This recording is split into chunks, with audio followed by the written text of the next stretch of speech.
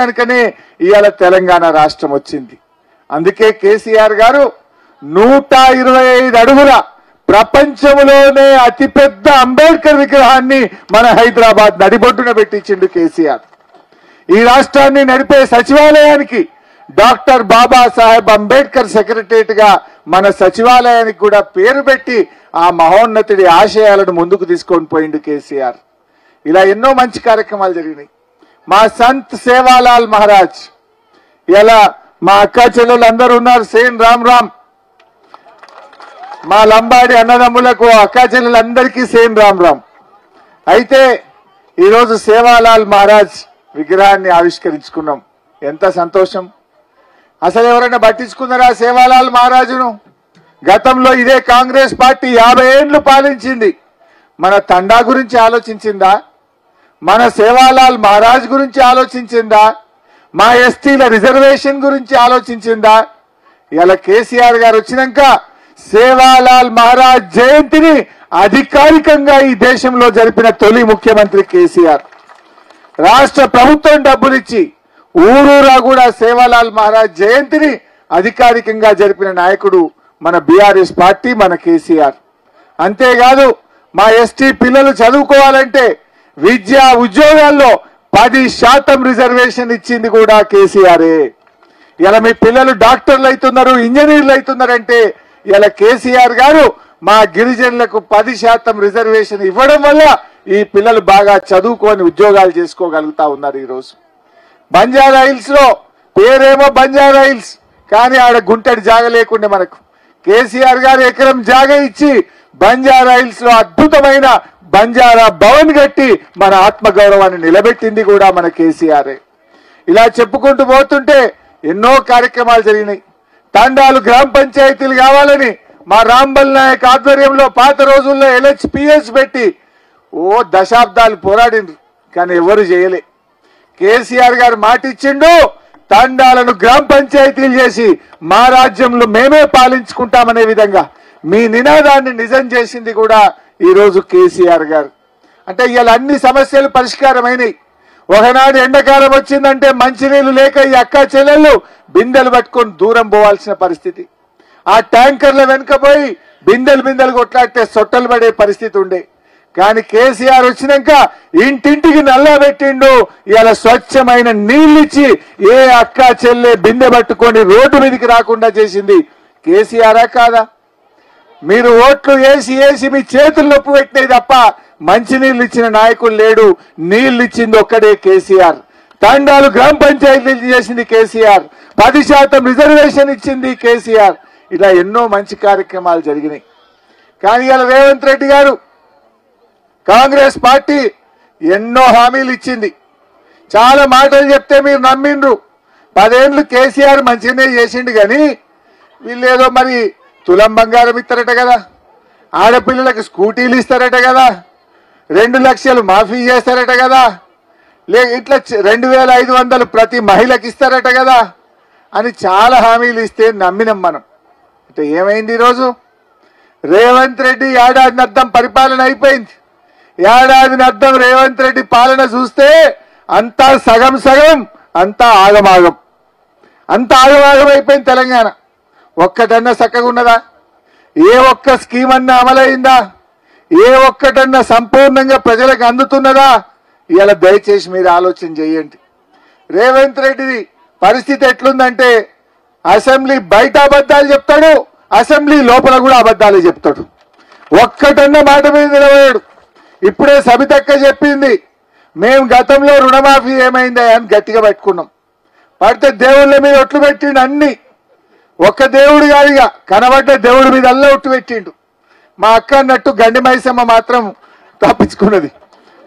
ఆ గండి మైసమ్మ అనుకున్నట్టుంది, ఈయనొచ్చి నా మీద ఒట్టు పెట్టడేమో అనుకున్నట్టుంది.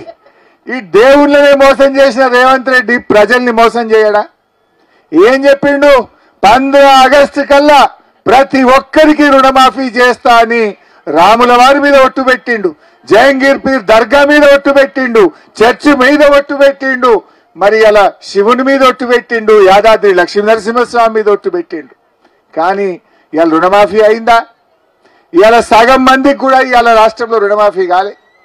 ముఖ్యమంత్రి కదా ఆయన మాట నమ్మిండ్రు 2 లక్షల మీదున్నోళ్ళు ఆ మీద డబ్బులు కట్టుండి ఒక్క క్షణంలో మీ రుణం మాఫీ చేస్తా అన్నాడు. పాపం ఆయన మాట నమ్మి కడితే ఇవాళ రైతులకు రుణమాఫీ కాలే, అప్పుల మీద పడ్డాయి. ఇవాళ ఆగమాగం అవుతున్నారు. పాపం రైతులు ఆత్మహత్య చేసుకుంటున్నారు. నేను రేవంత్ రెడ్డిని అడుగుతా ఉన్నా, నువ్వేమంటావు? మాట మాట్లాడితే నేను పాలమూరు బిడ్డను అంటావు, నల్లమల అడవుల్లోకి వచ్చిన అంటావు. మరి నల్లమల అడవులకి వచ్చినవైతే 2 లక్షల రుణమాఫీ విషయంలో నీ నిజాయితీ ఏమైంది? పాలమూరు బిడ్డవైతే నీ పౌరుషం ఎక్కడ పోయింది రేవంత్ రెడ్డి అంటున్నా. ఇవాళ ఈ రాష్ట్రంలో రుణమాఫీ కాక రైతులు ఎంతో బాధపడుతుంటే నువ్వు ఇవాళ ఎగబెట్టి మోసం చేసినావు. కొద్దిగంత చేసిండు, ఏం చేసిండు ఆ కొద్దిగంత మీకు కూడా అర్థం కావాలి. వానకాలం రైతు బంధు పైసలు 8,000 కోట్లు ఎగ్గొట్టిండు. మన వానకాలం రైతు బంధు పడాలా వద్దా? పడ్డదా? అవి 8,000 కోట్లు ఎగ్గొట్టిండు. మొన్న యాసంగిలో 3-4 ఎకరాల దాకా వేసిండు, అందులో ఒక 4,000 కోట్లు ఎగ్గొట్టిండు. అవి ఇవి కలిపితే 13,000 కోట్ల రూపాయలు రైతు బంధు పైసలు ఎగ్గొట్టిండు. ఈ 13 తీసుకుపోయి కొంతమందికి రుణమాఫీ చేసి ఇక నేను చేసిన అంటాడు. నువ్వు చేసిందేమున్నది? రైతు బంధు ఎగ్గొట్టినావు, పావుల మందికి రుణమాఫీ చేసినావు, 12 మందికి రుణమాఫీ కూడా ఎగ్గొట్టినావు. మీరు యాద్ చేసుకోండి, కేసీఆర్ గారు ఉండగా కరోనా వచ్చింది. కరోనా వస్తే మనందరం తలుపులు పెట్టుకొని ఇళ్లలోనే ఉన్నాం 45 రోజులు. భయపడ్డం బయటకు రావాలంటే. బస్సులు బంధు, ఎక్కడ రోడ్ల మీద మనిషి లేకుండా అయిండు. గంత కరోనా కష్టకాలంలో కూడా కేసీఆర్ గారు మీరు రైతు బంధు వేసిండా లేదా? బరాబర్. నీ నెల 2,000 పింఛన్ ఇచ్చిండా లేదా? నీకు ఏదన్నా ఆపిండా కేసీఆర్? మరి ఏమైందా రేవంత్ రెడ్డికి? ఇప్పుడేం కరోనా లేదు, ఏం తిప్పలు లేదు. ఎందుకు ఇవ్వవు రైతు బంధు? వానకాలం 9,000 రైతు బంధు ఎగ్గొట్టివి, యాసంగి 4,000 ఎగ్గొట్టివి. 13,000 కోట్ల రూపాయలు మా రైతుల చేతుల్లోకి, మా పేదల చేతుల్లోకి వచ్చే డబ్బులను ఇవాళ ఎగబెట్టిండు రేవంత్ రెడ్డి. 13,000 ఎగ్గొట్టిండు. గివి తీసుకుపోయి రుణమాఫీల జరంత ఇచ్చినట్టు చేసి ఇక రుణమాఫీ అయిపోయింది అంటాడు. చెప్పింది ఎంత రుణమాఫీ? 49,000 కోట్లు చేస్తా అన్నాడు. బడ్జెట్ లో 31,000 కోట్లు అన్నాడు, కానీ ఇచ్చింది 15-16 కూడా లేదు. అంటే అంతా మోసం. రైతు బంధు ఏమన్నాడు? ఎకరానికి 15,000 అన్నాడు. పోనీ అదన్నా వచ్చిందా? అది వచ్చింది లేదు. ఏ ఒక్క మాట కూడా ఇవాళ నిలుపుకోలే. కేసీఆర్ గారు ఉండగా ఈ రాష్ట్ర జీడిపి పెంచిండు, రాష్ట్రం యొక్క ఆదాయం పెంచిండు కేసీఆర్. కేసీఆర్ జీడిపి పెంచితే రేవంత్ రెడ్డి గుండాయిజాన్ని పెంచుతున్నాడు. కేసీఆర్ గారు ఈ రాష్ట్రంలో పేదల తలసరి ఆదాయం పెంచిండు. పేదల ఆదాయాన్ని కేసీఆర్ తలసరి ఆదాయం పెంచితే ఈ రేవంత్ రెడ్డి ఏమో ఆయన కుటుంబ ఆదాయాన్ని పెంచుకుంటుండు. ఆయన కుటుంబ ఆదాయం పెరుగుతుంది తప్ప పేదలకు ఆదాయం పెరుగుతలేదు. ఏమైనా మాట్లాడిందనుకో, రేవంత్ రెడ్డి పాలన ఎట్లుందంటే అయితే లూటీ లేదంటే లాఠీ. మొత్తం ఇప్పుడు ఈ రోడ్ వేసిండు. ఏం రోడ్డు? మీరందరూ వద్దంటున్నారు. 6 line road, green field road వేస్తా అంటే ఎందుకయ్యా ఈ రోడ్ అని మీరందరూ అడుగుతున్నారు. నాకాడ ఊర్లే దరఖాస్తులు ఇచ్చిండ్రు రైతులందరూ. ఏమంటున్నారు? ఆల్రెడీ నాగార్జున సాగర్ హైవే ఉన్నది, శ్రీశైలం హైవే ఉన్నది, మా సబితమ్మ గారు వేయించిన ఫార్మాసిటీ 4 లైన్ రోడ్ ఉన్నది, మీదికెళ్ళి రీజనల్ రింగ్ రోడ్ వస్తుంది. 4 రోడ్లు ఉండగా మళ్ళా మా భూములు తీసుకొని ఈ రోడ్ వేసుడు ఎందుకయ్యా అని పాపం ఆ భూమి పోతున్న రైతులంతా ఏడ్చుకుంటానన్నాడు కలిసింది. ఇప్పుడు 1,000-1,200 ఎకరాలు గుంజుకుంటున్నావు. ఎవరి కోసం? ఎవరిది 4th సిటీ? దీనివల్ల ఎవరు బాగుపడతారు? ఎవరి కోసం చేస్తున్నావు రేవంత్ రెడ్డి? ఆ భూమి నీది పోయి ఉంటే నీకు బాధ తెలుస్తుండే. 1-2 ఎకరాలు కొనుక్కున్న రైతుల భూములు తీసుకొని ఇవాళ 4 లైన్ రోడ్ వేసే ప్రయత్నం చేస్తున్నారు. ఏమన్నది కాంగ్రెస్ పార్టీ? మా ఎస్సీలకు, మా ఎస్టీలకు, మా బీసీలకు ఇచ్చిన భూములకు పట్టాలు ఇస్తా అని చెప్పింది ఆ రోజు. అమ్ముకునే హక్కులు కల్పిస్తామని చెప్పింది ఆ రోజు. ఇవాళ పట్టాలు ఇచ్చి లేదు, కానీ ఉన్న భూములు గుంజుకుంటున్నాడు రేవంత్ రెడ్డి. కొత్తగా మళ్ళా ఫార్మాసిటీ పక్కన ఇంకా 12,000 ఎకరాలు గుంజుతాడట. ఇప్పుడు 4 లైన్ రోడ్ పేరు మీద మళ్ళీ 1,200 ఎకరాలు గుంజుతున్నాడు. మహేశ్వరం కాన్స్టిట్యున్సీలో ఇంకో 2,000 ఎకరాలు ఇండస్ట్రీల మీద గుంజుతున్నాడు. నేను అడుగుతా ఉన్న రాహుల్ గాంధీ గారిని, రాజ్యాంగం చేతులు పట్టుకొని తిరుగుడు కాదు. ఆ రోజు నువ్వు ఇచ్చిన మాట ప్రకారంగా ఎస్సీ ఎస్టీల అసైన్డ్ భూములను పట్టా భూములుగా మార్చండి, వాళ్ళకు హక్కులు కల్పించండి అని చెప్పి ఈరోజు డిమాండ్ చేస్తా ఉన్నాం. బాగా ఆలోచించాలి. మీరు కూడా భయపడాల్సిన అవసరం లేదు, మేమందరం మీకు ఉంటాం. ఆనాడు కేసీఆర్ గారు ఏ మాట ఇస్తే ఆ మాట మీద నిలబడ్డాడు. 200 పింఛన్ 2000 చేస్తా అంటే చేసిండా లేదా? 10,000 రైతు బంధు ఇస్తా అంటే ఇచ్చిందా లేదా? ఇట్లా కేసీఆర్ గారు చెప్పిన మాట నిలబెట్టుకున్నాడు. ఒక్కొక్కటి రేవంత్ రెడ్డి ఆ 2000 కేసీఆర్ ఇచ్చినే ఇస్తుండు, ఈయన ఇచ్చినాక ఏం లేదు. నీ పేరేందక్క? సాతి శాంతి. నీకు ఇంకో ముచ్చట తెలవాలి. ఆ 2000 కూడా చక్కగిత్తలేడు. ఈ 16 నెలల నడిమిట్ల 2 నెలలు ఎగ్గొట్టిండు. ఆ కేసీఆర్ ఇచ్చే 2000 కూడా నడిమిట్ల 2 నెలలు ఎగ్గొట్టిండా లేదా? ఒక నెల అప్పుడు ఎలక్షన్ల ముంగట 1 నెల ఎగ్గొట్టిండు, మొన్న 1 నెల కొట్టిండు. అంటే నీకు 4000 పింఛన్ ఇయ్యలే గాని 4000 రూపాయలు మాత్రమే ఎగ్గొట్టిండు రేవంత్ రెడ్డి. ముసలోళ్ళ పైసలు తిన్నాడు. ముసలోళ్ళ పైసలు తింటాడు ఎవడన్నా? భర్త చనిపోయిన పైసలు తింటాడు ఎవడన్నా? ఈ రేవంత్ రెడ్డికి ఆ వికలాంగుల పైసలు తింటాడు ఎక్కడన్నా? ఇవాళ నువ్వు 4000 ఇస్తా అని చెప్పి 4000 చెప్పపోతే కానీ 2 నెలల పింఛన్ ఎగ్గొట్టి ముసలోళ్ళు 4000 తిన్నాడు రేవంత్ రెడ్డి. మీరు ఇంటికి పోయి ఇంకా పాస్బుక్ చూసుకోండి. రేవంత్ రెడ్డి గవర్నమెంట్ వచ్చి 16 నెలలు అయింది.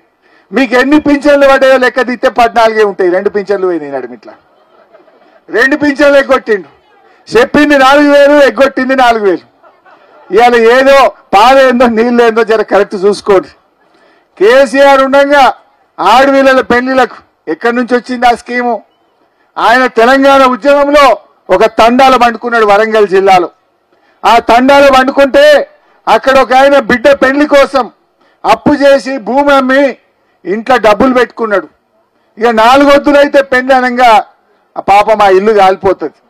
ఆ పైసలు కూడా కాలిపోతే ఆయన చాలా బాధపడితే ఆ రోజు సొంత పైసలు ఇచ్చి కేసీఆర్ గారు ఆడవిళ్ళ పెళ్లి చేపించిండు. అక్కడ ఆయనకు ఆలోచన పుట్టింది. తెలంగాణ తెచ్చిండు. కేసీఆర్ గారు ముఖ్యమంత్రి అయినాక కళ్యాణ లక్ష్మి పథకం ముందు ఎవరికి పెట్టిండు? ఎస్టీలకు ఎస్సీలతోనే ఫస్ట్ స్టార్ట్ చేసిండు. మా లంబాడీలకు, మా గిరిజనులకు, మా దళితులకు ఎస్సీలతోనే కళ్యాణ లక్ష్మి స్టార్ట్ అయింది. ఒక ఏడాది అయినాక చేయి తిరిగినాక గరీబోళ్ళందరికీ కళ్యాణ లక్ష్మి ఇచ్చిండు. ఒక్కరికి కాదు, ఇద్దరికి కాదు, 13 లక్షల పెళ్లిలకు సాయం చేసిండు కేసీఆర్. 13 లక్షల పేదింటి ఆడపిల్లల పెళ్లిలకు ఆనాడు కేసీఆర్ గారు ప్రభుత్వం సాయం చేసింది. సో అలాంటి కేసీఆర్ ను వాళ్ళు ఏం చేసిండ్రు? అందరూ కేసీఆర్ దిక్కే ఉన్నారని కొన్ని అబద్ధాలు చెప్పిండ్రు. ఏం చేసిండు కేసీఆర్ మీకు తెలుసు. బిందె పట్టుకొని బయటకు రాకుండా అక్కచెల్లెలకు సాయం చేసిండు.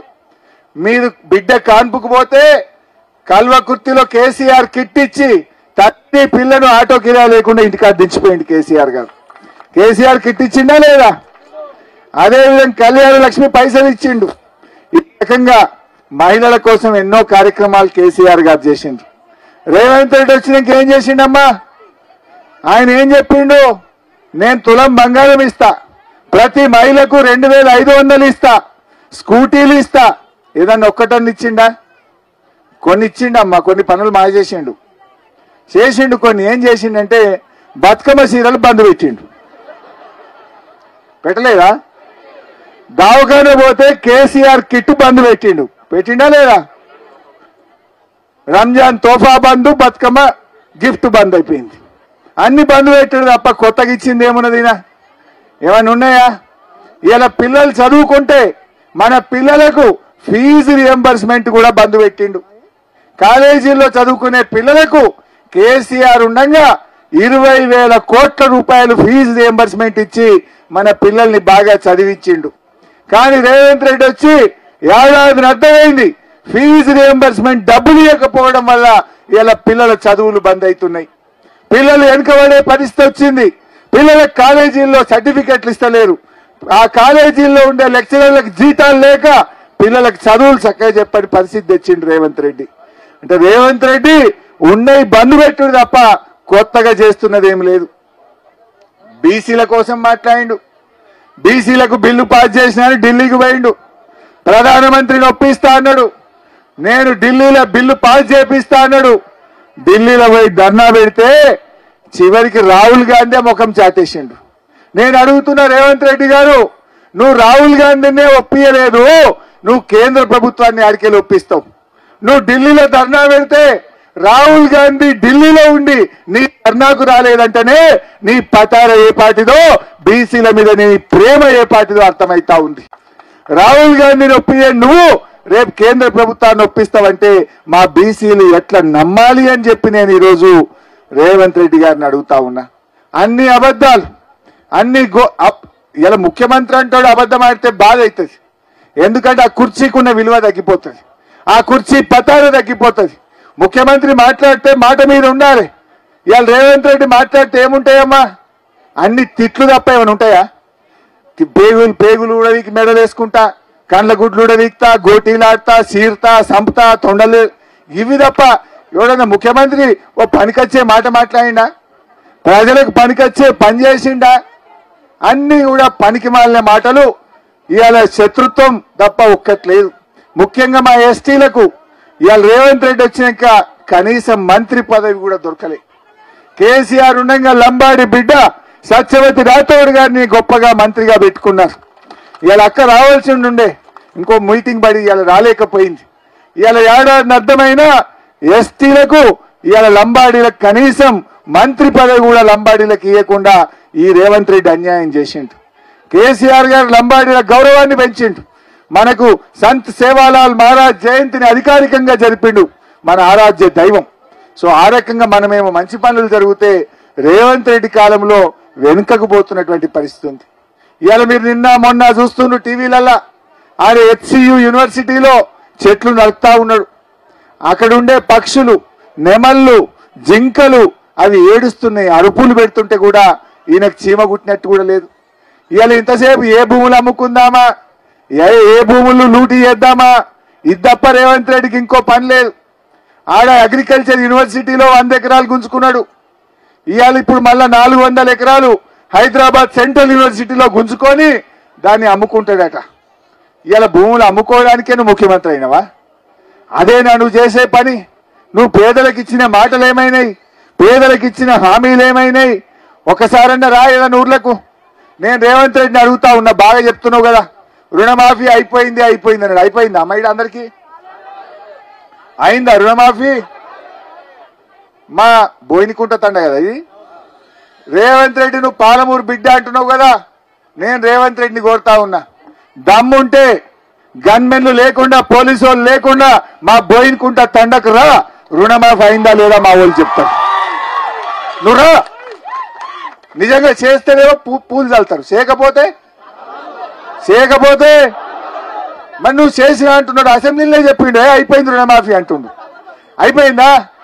అందరికి వచ్చిందా రుణమాఫీ? మరి రా బోయినకుంట తండకురా. నువ్వు పాలమూరు బిడ్డవైతే, నీకు పౌరుషం ఉంటే, నువ్వు నల్లమల జంగల్కెళ్ళి వచ్చినవైతే పోలీసు వాళ్ళు లేకుండా రా మా తండకురా. రుణమాఫీ అయితే పూలు చల్లుతారు, లేకపోతే ఏం చేస్తారో వాళ్ళ ఇష్టం.